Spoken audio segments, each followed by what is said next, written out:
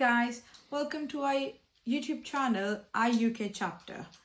So, आज I'll be explaining how to register for HCPC if you want to work as allied healthcare professional in UK, like I am working as therapeutic radiographer in UK. तो अगर आपका कोई भी background है, physiotherapist, audiologist and radiographer, diagnostic, radiotherapy, biomedical scientist, anything, सबसे पहली चीज़ जो हमें करनी है वो है HCPC रजिस्ट्रेशन. सो बहुत से रूल्स चेंज हुए हैं इन सालों में. I got my HCPC registration in 2022. तो 3 सालों में बहुत डिफरेंस हो गया है. So I was reading through HCPC website and I was thinking that आप लोगों से शेयर करूँगी कैसे करना है. तो मैंने सारी चीज़ें पढ़ के थोड़ा सिंप्लीफाई करके आपको समझाने की कोशिश करूँगी so that it is easy for you guys. So our first step is कि हम सबसे पहले HCPC साइट पे जाएं और ये देखें कि क्या हम एलिजिबल हैं कि नहीं. तो उसके लिए आपको बस HCPC टाइप करना है एंड आप उसकी ऑफिशियल साइट पर जाकर चेक कर सकते हैं. क्योंकि अगर आप इंडिया, पाकिस्तान, बांग्लादेश, श्रीलंका और any other country if you are applying, so you need to see how international applicant can apply for HCPC registration. So वो सब चेक करने के बाद अगर आप एलिजिबल हैं तो उसके बाद अब ऑनलाइन फॉर्म आ चुके हैं. So you can just fill up the online form which is on HCPC site.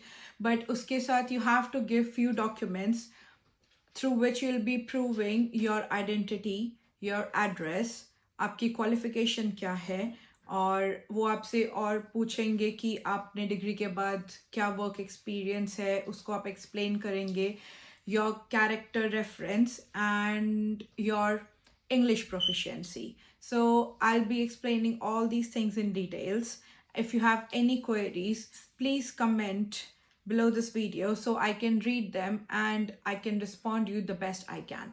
So starting with it, सबसे पहले आपको अपने डिटेल्स भरनी है. इसके अंदर they'll be confirming you your name, आपका फर्स्ट नेम, आपका लास्ट नेम, आपका ईमेल एड्रेस बहुत ज़रूरी है कि आप सही दें क्योंकि HCPC will be contacting you through your email address only.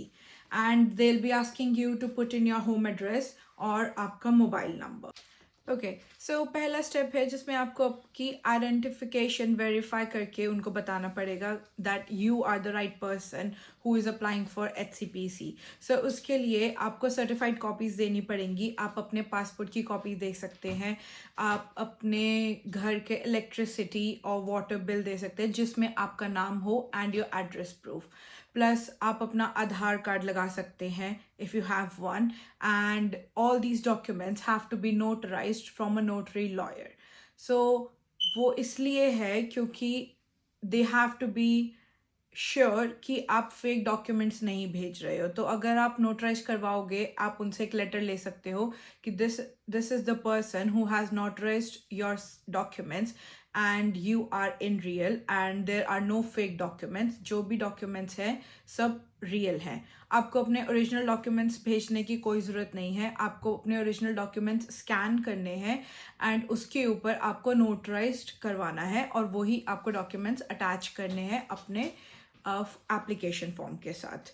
उसके बाद सेकेंड सेक्शन में you have to fill your qualifications. अगर आपने बैचलर्स करी है, आपने बैचलर्स एंड मास्टर्स दोनों करी है और आपने या फिर आपने डिप्लोमा करा है, आप अपने सर्टिफिकेट की कॉपी नोटराइज्ड वो लगाएंगे एंड साथ में आप अपना जो भी एक्सपीरियंस है अपार्ट फ्रॉम योर क्वालिफिकेशन आप वो भी उसके भी सर्टिफिकेट्स लगा सकते हैं. जैसे कि जब आप ज्वाइन करते हो तो अपॉइंटमेंट लेटर मिलेगा तो आप वो लगा सकते हो. ऑल्सो जो आपकी डिग्री है if it is in English that's very well and good. अगर आपकी जो डिग्री वो हिंदी में है या और किसी लैंग्वेज में है आपको उसका एक ट्रांसक्रिप्ट लेना पड़ेगा इंग्लिश में and you have to get that certified as well. One of the most important thing in this application is course information form. आप कोर्स इन्फॉर्मेशन फॉर्म HCPC की वेबसाइट से डाउनलोड कर सकते हैं and once you have downloaded it you have to send it to your institution. In that form, institution will be filling up all the modules which you have undertaken during your respective degree and number of classes you have attained and your overall coursework. Once that's all done, it will be stamped by the university and they'll be giving back to you. जब आपको वो वापस मिल जाएगा, आपको वो भी application form के साथ अटैच करना है, क्योंकि उसके अंदर आपके पूरे कोर्स वर्क की डिटेल्ड इंफॉर्मेशन HCPC को मिलेगी. सो जो कोर्स इंफॉर्मेशन फॉर्म है जो आप इंस्टीट्यूशन से लेंगे, the main aim why they ask for it is because HCPC checks कि आपका जो स्टैंडर्ड ऑफ प्रोफिशिएंसी है क्या वो यूके की प्रैक्टिस से मैच हो रहा है कि नहीं. राइट. सो कोर्स इन्फॉर्मेशन फॉर्म के बाद अगला जो एक इम्पॉर्टेंट चीज़ है that is English proficiency. So now HCPC ने ये नया रूल निकाल दिया है जिसके अंदर you have to give IELTS और TOEFL. I would recommend IELTS. IELTS दो तरीके का होता है, एकेडमिक एंड जनरल, तो आप कोई भी दे सकते हैं. Both are accepted by HCPC. Right. तो IELTS में आपका मिनिमम 7 बैंड होना चाहिए एंड अगर आप जो उसके अलग अलग मॉड्यूल्स हैं not less than 6.5. So after that you have to fill professional experience. अगर आप डिग्री के बाद काम कर रहे हैं, आपको वहाँ से आपका अपॉइंटमेंट लेटर और एक कैरेक्टर रेफरेंस लेना पड़ेगा आपके मैनेजर से.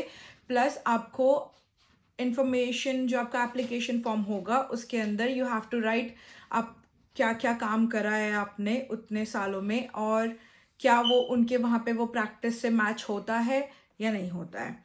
ये सब भर कर आपको आपका ये बताना है कि अगर आपके पास कोई मेंबरशिप है, जैसे इंडिया में रेडियोग्राफर्स के लिए ARTTI है जो कि रेडियोग्राफर्स की एक ऑर्गेनाइजेशन है, वैसे ही अगर आप किसी भी मेंबरशिप का पार्ट हैं तो आप वो ज़रूर मेंशन करें. It is a plus point. जब ये सब हो जाएगा, आपका एप्लीकेशन पूरा कंप्लीट हो जाएगा, उसके बाद आपको आपकी स्क्रूटनी फ़ीस पे करनी है.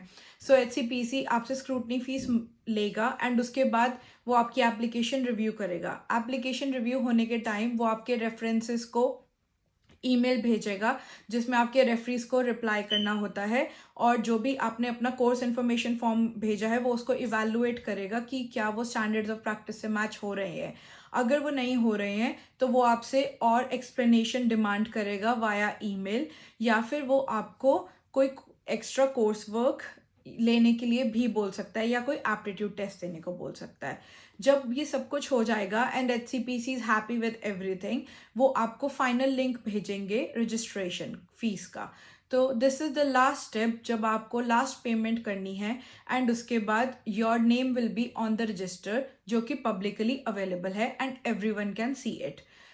रिमेंबर, HCPC की जो रजिस्ट्रेशन होती है वो 2 साल तक वैलिड होती है, उसके बाद उसको रिन्यू करना होता है, जिसके लिए ये आपसे एक्सपेक्ट करते हैं कि आप कंटिन्यूसली कुछ ना कुछ करते रहें जो कि आपकी प्रोफेशनल डेवलपमेंट की ओर आपको मदद देगा. तो जो भी जॉब प्रोफिशिएंसी आपकी जॉब प्रोफाइल की है, HCPC वांट्स कि जो उनके स्टैंडर्ड है वो उससे मैच हो and if they both are matching then they allow you to work in UK and वो आपको HCPC registration दे देते हैं.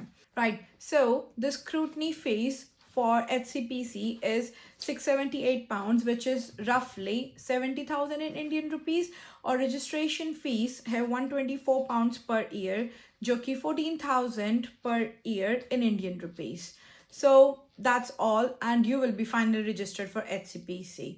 If you have any questions or queries, please feel free to comment on this video.